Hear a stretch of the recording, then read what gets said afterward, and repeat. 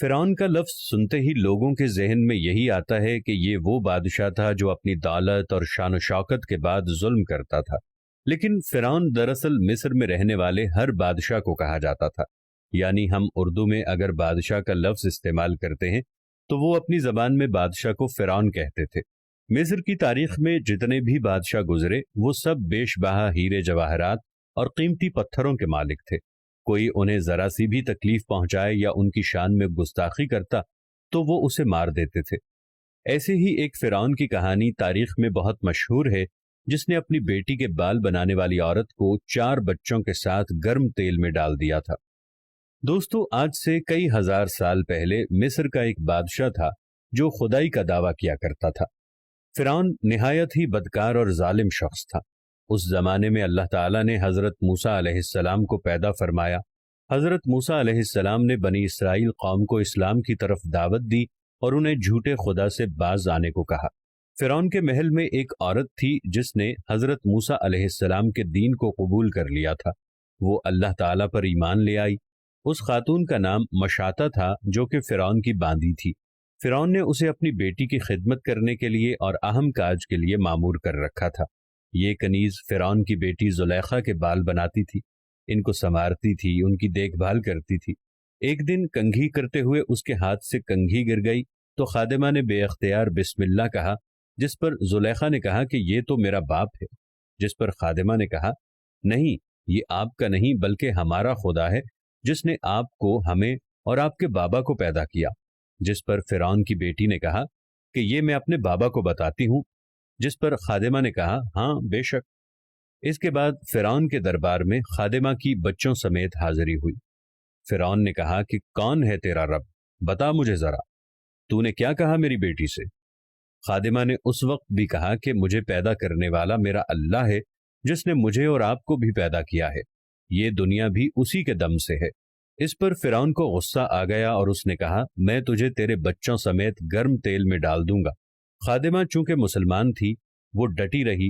اس نے کہا، بے شک، لیکن میرا خدا میرا اللہ ہی ہے۔ یہ سننے کے بعد فرعون نے اپنے محل کے باہر ایک جگہ پر کھلے عام تیل کی بڑی کڑاہی رکھوائی جس میں تقریباً 80 کلو تیل خوب گرم آگ پر پکوایا تاکہ خوب کھول جائے۔ جب تیل اچھی طرح گرم ہو گیا تو عورت کے سب سے بڑے بیٹے کو اس میں ڈالا، پھر دوسرے اور پھر تیسرے۔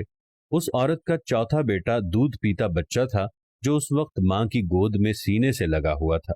فرعون کے دوسرے خادموں نے بچے سے ماں کو چھینا تو تاریخ بتاتی ہے کہ بچہ قدرتی بول پڑا، ماں تو پریشان نہ ہو، ہم حق پر ہیں، ہمیں کچھ نہیں ہوگا۔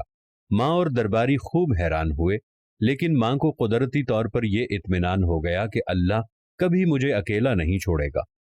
جب چوتھے بیٹے کو بھی آگ میں ڈال دیا گیا تو فرعون نے خادمہ سے کہا، ابھی بھی تیرے پاس وقت ہے، بتا کیا کہتی ہے، کون خدا ہے؟ پھر بھی اس نے کہا کہ اللہ ہی ہے، لیکن ساتھ ہی خادمہ نے کہا، میری ایک آخری خواہش ہے، مجھے لگتا تو نہیں ہے کہ تم میری بات مانو گے۔ فرعون نے کہا، تیرا واقعہ پورا مصر یاد کرے گا، بتا کیا چاہتی ہے؟ اس نے کہا، میں اپنے بچوں سے جدا نہیں ہونا چاہتی ہوں، مرنے کے بعد بھی اپنے بچوں کے ساتھ زندہ رہنا چاہتی ہوں۔ تو مجھے مارنے کے بعد وہاں سامنے ہی میرے بچوں کے ساتھ مجھے دفنا دینا اور میری قبر تیار کر دینا تاکہ میرے بچے مجھ سے بچھڑ نہ جائیں۔ فرعون نے بالکل ایسا ہی کیا، پہلے اس کو تیل میں ڈالا، پھر جب وہ ماں بیٹے خوب جل گئے ان کی راکھ کو ایک قبر میں دفن کر دیا۔ اگر وہ چاہتی تو اپنے معصوم بچوں کو اس جلتے ہوئے تیل میں ڈالنے سے بچا سکتی تھی، اس کے بدلے اس کو محض زبانی ایک کلمہ کفر ہی تو پڑھنا تھا اور بعد میں وہ پھر کلمہ پڑھ لیتی، لیکن جان بچانے کی خاطر بھی وہ یہ کفر نہیں کر سکتی تھی۔ اس خاتون کو یقین تھا کہ اس کے پاس جو کچھ بھی ہے اس کے رب کے پاس اس سے بھی زیادہ ہے۔ اس واقعے کے 2000 سال بعد اس دنیا میں ہمارے پیارے نبی سرکار دو عالم صلی اللہ علیہ وآلہ وسلم تشریف لے آئے۔ جب حضور صلی اللہ علیہ وآلہ وسلم معراج پر گئے اور براق میدان مصر کے قریب پہنچا کہ یکایک جنت کی خوشبو آپ صلی اللہ علیہ وآلہ وسلم کے دماغ میں آئی۔ فرمایا کہ جبرائیل، یہ خوشبو کیسی ہے؟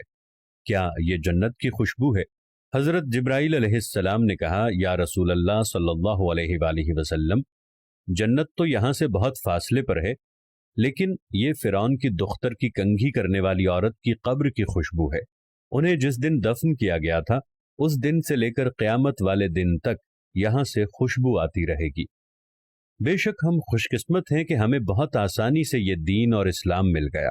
اس دین کو پانے کے لیے لوگوں نے اپنی جان اور اپنے بچوں کی جانوں کے نذرانے تک پیش کر دیے، اور جو لوگ اللہ کے پیاروں پر ظلم کرتے ہیں اللہ ان کا بدلہ خوب لیتا ہے۔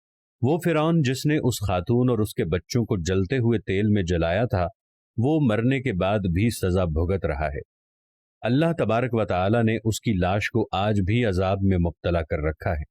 اس کی لاش آج بھی دنیا میں موجود ہے، جس کے عذاب کو دیکھ کر لوگ توبہ کریں اور عبرتناک عذاب سے ڈریں۔ بے شک اللہ تبارک و تعالی اپنے پیاروں پہ کیے ہوئے ظلم کا بدلہ خود بخوبی لیتا ہے۔